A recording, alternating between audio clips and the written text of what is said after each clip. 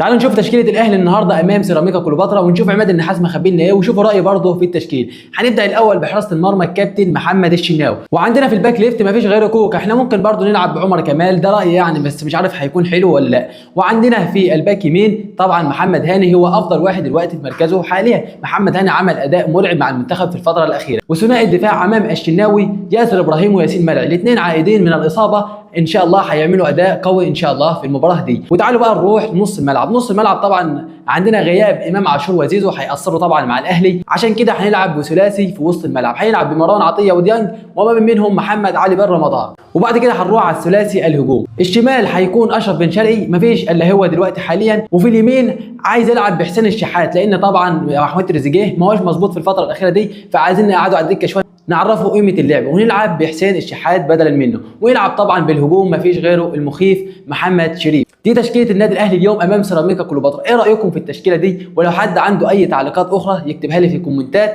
عشان نشوف مع بعض التشكيله دي. ما تنسوش المتابعه والكوره مع السلامه.